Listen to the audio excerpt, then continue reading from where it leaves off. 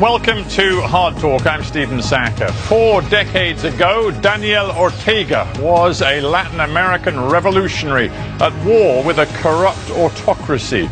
Now he stands accused of defending his own corrupt autocracy in the face of a popular revolt. Several hundred anti-Sandinista protesters are believed to have died in the last 4 months, but power remains firmly in Mr. Ortega's hands. My guest is Juan Sebastián Chamorro, a leader of the Opposition Alliance. Has the window of opportunity for change in Nicaragua already closed?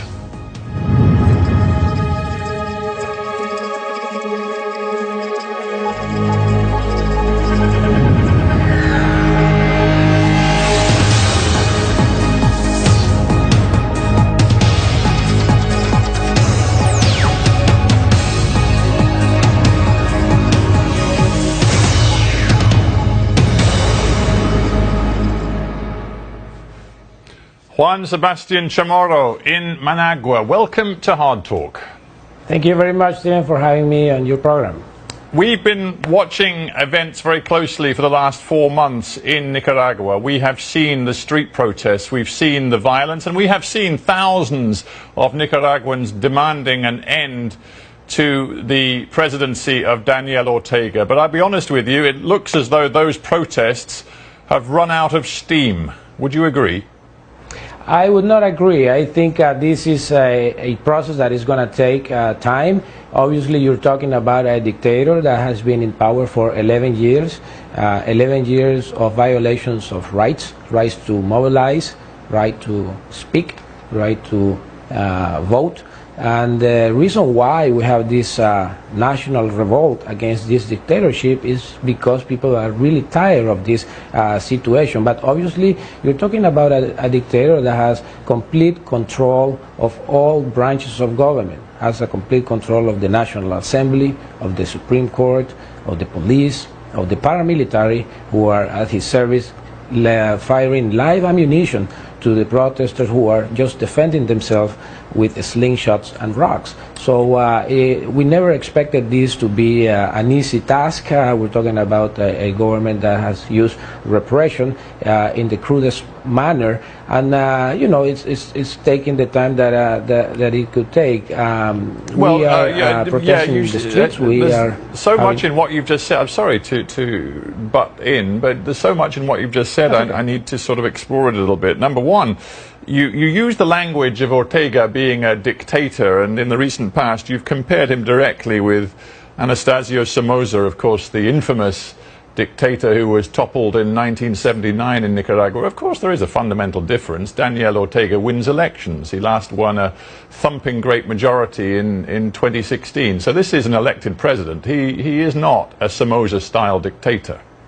Well, that is true if you believe that the electoral result were honest and clean. But there is ample evidence that not only the election of 2016, but all elections since 2008, municipal elections, presidential elections, and regional elections have been the result of an electoral fraud. Precisely, that's a reason why people are protesting in the streets, because we have been violated our right to vote. So legitimacy is kind of a big question mark here, because it's true there were elections in 2016, but international observers denounced irregularities in the electoral process, or have been denouncing irregularities in electoral processes since 2008. So to bring a change here, we need to reform the electoral system as well, and that's the reason why the alliance, the Civic Alliance for Justice and Democracy,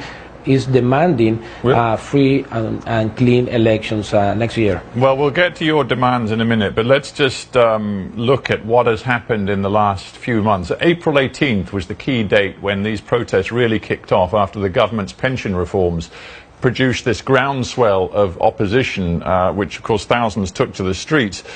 But let's actually look at what has happened since. No doubt there have been egregious examples of government paramilitaries using force against protesters, but in recent months we've also seen protesters using arms and homemade mortars against government forces, which does rather question what is happening on the streets, whether this is simply a question of civilian protesters or actually a militarized opposition.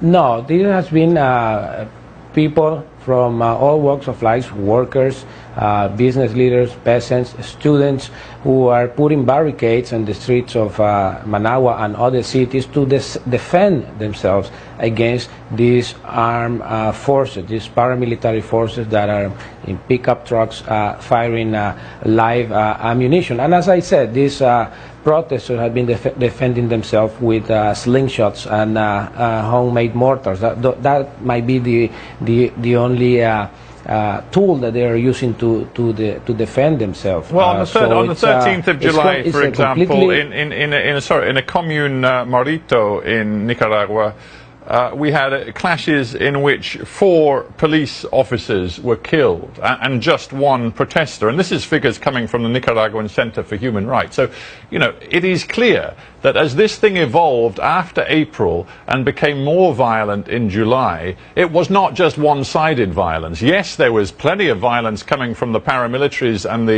the people loyal to the government, but there was plenty of violence going the other way too.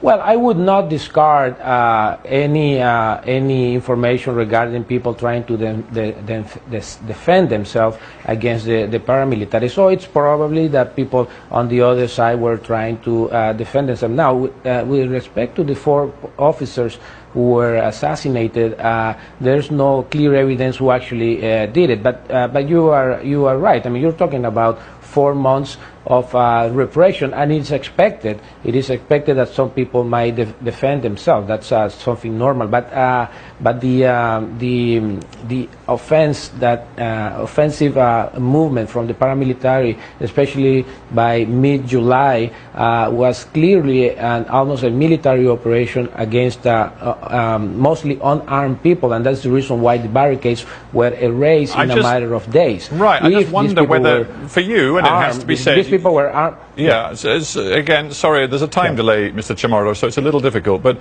I put this to you. You know, you're an established economist. You're a leader of the Civic Alliance.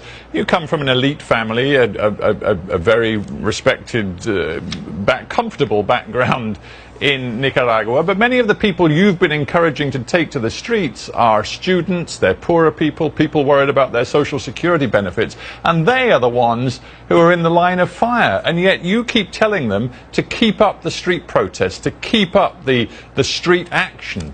Do you think that is really a responsible position for you to take, given what is happening on the streets? Absolutely it is. That's the only reason and the only way that we can put pressure on the people on the streets. I myself have been on the streets. I was in the streets yesterday in a protest, and I will be on Wednesday. I mean, this is you have to understand that this is a national revolt by all kind of people, not only students and people from the working sector. This is an entire country trying to demand change. And one thing that has been fundamental in our call for protest is that they have to be peaceful. They have to be in the most peaceful manner, try to express our demands of bringing a change to the country, try to bring democracy. So I think it's completely responsible, the civil resistance, the marches, the strikes, all kind of protests, as long as they are peaceful, to express the demands for change, I think are absolutely valid and coherent with a strategy of bringing pressure to the government to simply accept what is natural in most countries of the world, and that is having free elections. That's what we are asking. I want to get to your political platform and proposals in just a second. But one last thought on the nature of the clashes right now. A very interesting letter in the Guardian newspaper in the UK, sent to the paper from a resident of Masaya in Nicaragua, saying this. He said that he had witnessed public buildings and the houses of government supporters being burnt down by protesters, shops being ransacked, businesses and banks and schools being closed because protesters had taken over the town. He said the main secondary school for more than 3,000 pupils was burnt to the ground. The police station was put under siege. Are you now, here on Hard Talk, prepared to condemn what some of the protesters out on the streets in your name are actually doing? Absolutely. We are condemning any kind of violence, whoever this violence comes from. This is not the solution to our problem. You see, we're talking about a President Ortega. It's very strong and on arms, so it completely doesn't make any sense at all to conduct activities, armed activities or violent actions to overthrow a president who has demonstrated that it's strong with arms. So our cause is a peaceful cause. We are condemning any kind of death. If for example, the death of these 4 officers is clarified, we will be the first to condemn, because we believe that the loss of lives, Nicaraguans, regardless of where they position, whether they are police officers, whether they are protesters, should not occur in a country like Nicaragua for the reason that we are asking. We're just asking for freedom, for democracy, for a change, and not a single life should be lost as a result of this protest. I tell you what this reminds me of. It reminds me of the situation in Venezuela over the last 12, 18 months. We have seen a series of popular protests against the Maduro government. At times, thousands and thousands of Venezuelans on the streets, violence, loss of life, particularly among civilians, and at times a feeling that they were getting close to bringing the government down, but of course they never did. And the reason they didn't was because the security forces, including the police, the paramilitaries, and of course ultimately the armed forces, the army, stayed loyal to Maduro. And all the indications are that there is that same loyalty from the security forces to the government of Daniel Ortega. And if that's true, you cannot win. Well, that's relatively true. In the first case, you are right that the armed forces, the military, were loyal to Maduro. In the case of Nicaragua, the army had decided to stay neutral, not to intervene, not to go to the streets. So that's one difference. The second one is that Venezuela is a rich country in resources, poorly managed, obviously, but it's a rich country in oil. Nicaragua doesn't have any natural resource that would allow the government to stay afloat with a huge amount of resources. That's another difference. The third difference is that we are entering into the 4th month of protests already, and the protests continue. They are large. They are all over the place. And the fourth difference is that in Nicaragua we have almost twice as much dead people as in Venezuela. And remember, Nicaragua is only a 6 million people country. That's much true. smaller That's country true. But one other Venezuela. similarity. So there's a big difference. Yeah, understood. But one other similarity you have with Venezuela is that the opposition is not coherent, not united, and doesn't have a simple message. Because if you look at your own message, you have talked about insurrection. You've compared Ortega to Somoza. You've said that, we need to rid ourselves of this dictator.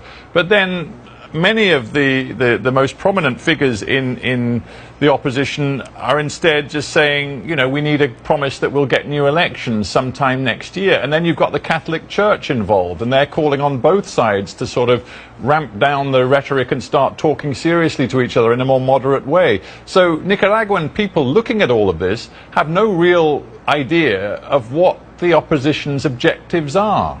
Can you help me?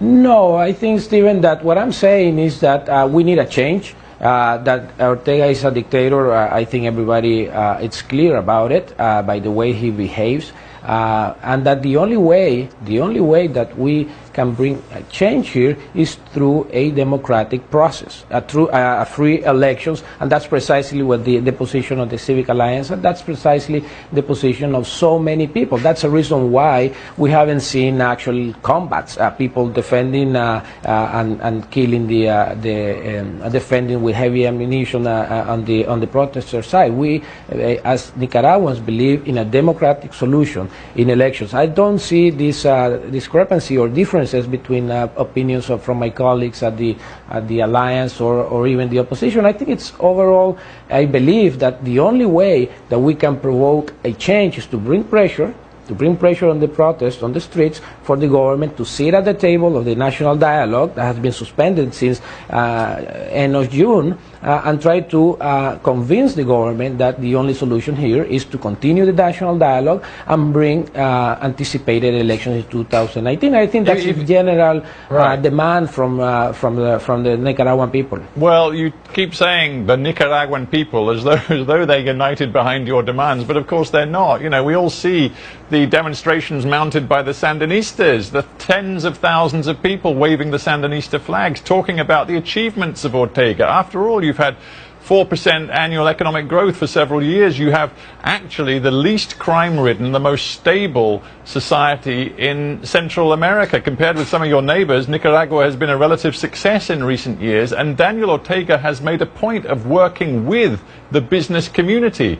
You put all of that together, and actually Ortega's achievements are not inconsiderable. And many people in Nicaragua think that he's better stay in power rather than have you guys muck things up.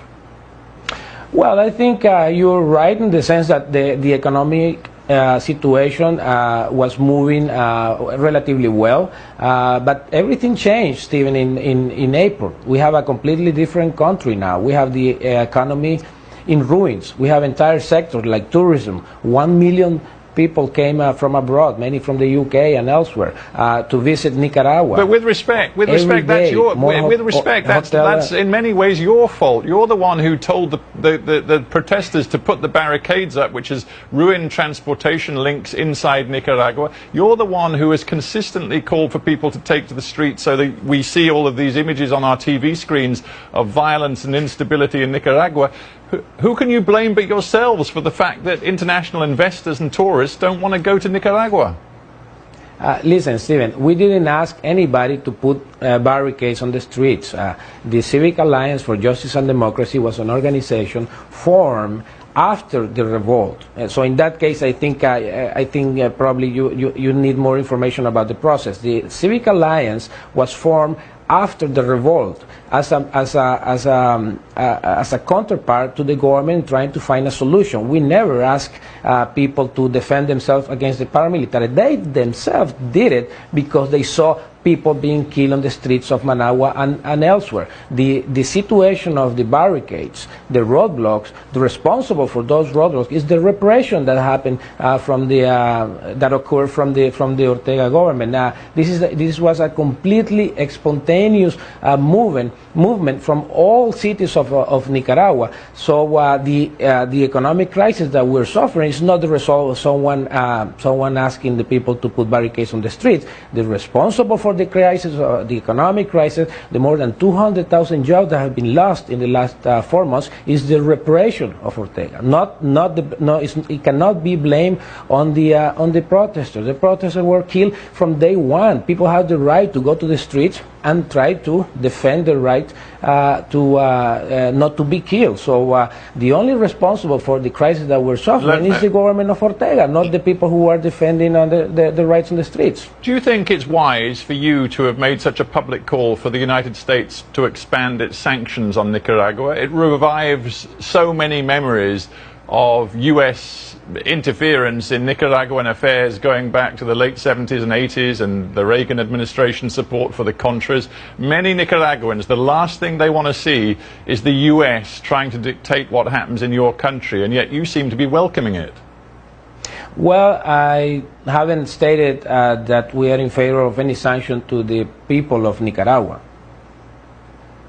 Well, let us just be clear about this. You have repeatedly called for more U.S. intervention in Nicaragua. You want the targeted sanctions expanded to more members of Ortega's family. You say that the IMF should stop giving any assistance to Nicaragua for the time being because it's only going to help the Ortega regime. Everything you say, number one, invites more invites more U.S. intervention and actually will do more damage to the Nicaraguan economy. And I agree, and that's the reason why we haven't issued any statement calling for more sanctions or the IMF not lending money. There's no hang on, I've got a quote here from you, Juan Sebastián Chamorro, saying additional U.S. sanctions would be a great step in the right direction. Did you not say that? You're certainly quoted in the media as saying it. Well, that's a big difference before saying that you are asking for those sanctions. When you are sanctioning individuals who are responsible for repression, that's a different matter. So what we haven't said is that we are in favor of general sanctions against the people of Nicaragua, like cutting loans and things like that. That will help social policies like health and education. Obviously, that we are not in favor of those type of sanctions. But when you are in sanctions for individuals who are responsible for the repression, for the violations of human rights, obviously that we are in favor, and they don't affect the general policy. I sense from your answers in general. I sense from your answers that you know this is very sensitive territory for any Nicaraguan. So I just put one more specific to you. The White House on July 30th issued a statement saying the U.S. has announced an additional $1.5 million to add to an ongoing $30 million program to support, quote unquote, freedom and democracy in Nicaragua, including civil society, human rights groups, independent media. Are you receiving American money? And not of this part of the 1.5 million, obviously not, because this was an announcement that was made a month ago. The think tank that I am general director have received in the past funds from different organizations to conduct economic analysis and so on. So you get money direct from the U.S. government, because you see Daniel Ortega characterizes you and others leading the Civic Alliance as people aiding and abetting terrorism using foreign funds. And when you tell me that, yes, you have had some American money, I guess Ortega will say to his people that he has a point.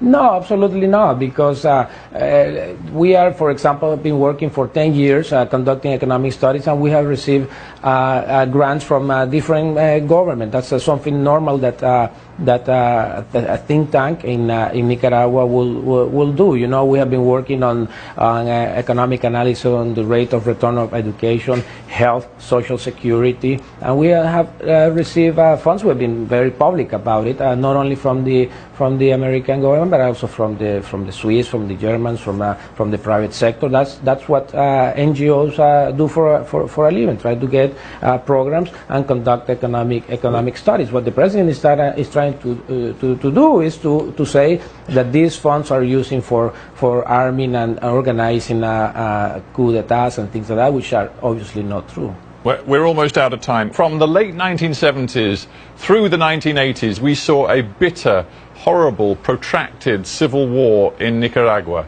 Is it possible there will be another civil war in Nicaragua? I hope not. I hope for this time, for the first time in 200 years of independence, we will pursue a democratic process that this could be solved. And that's the reason why the Civic Alliance for Justice and Democracy are seated at this table of the national dialogue mediated for with the Catholic Church. If the President Ortega wants to find a peaceful and democratic solution, I think he has still, despite the 400 people being assassinated and so on, the opportunity to try to find a solution to the problem. Juan Sebastián Chamorro, we have to end there, but thanks for joining me from Managua.